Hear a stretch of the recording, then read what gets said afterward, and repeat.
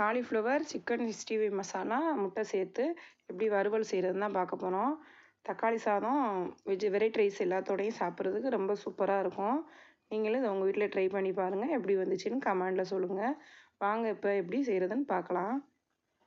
ஒரு கடாய் அடுப்பில் வச்சுட்டு கொஞ்சமாக நல்லெண்ணெய் சேர்த்துக்கோங்க. கொஞ்சம் சோம்பு சேர்த்துக்கோங்க. சுடுதண்ணியில் போட்டு வச்சுருக்கேன் காலிஃப்ளவரை. ஒரு கொதிக்க விட்டு வச்சுருக்கேன். அதை அதோட சேர்த்துட்டு நல்லா கிளறி விடுங்க. நான் இன்றைக்கி இந்த மசாலா தான் சேர்க்க போகிறேன். அது நல்லா வதங்கி வரவும் அதோட இந்த சிக்கன் 65 மசாலாவும் சேர்த்து நல்லா கிளறி விட்டுட்டு கொஞ்சமாக தண்ணியை தெளித்து மட்டும் விடுங்க. ஊற்றிட வேணாம், தெளித்து மட்டும் விடுங்க. தெளித்து விட்டு நல்லா கிளறிட்டு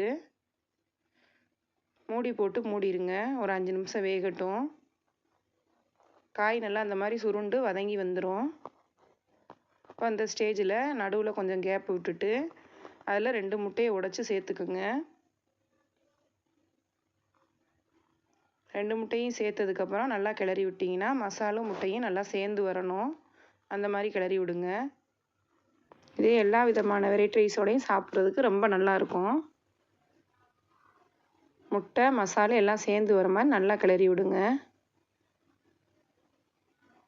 வதங்கி இந்த மாதிரி ரெடி ஆயிடுச்சு.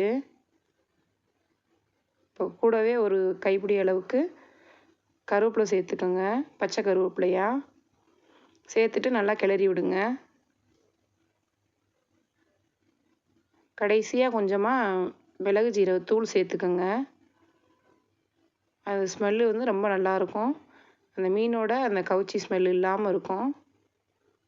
சாப்பிட்றதுக்கும் நல்லா டேஸ்ட்டாக இருக்கும்.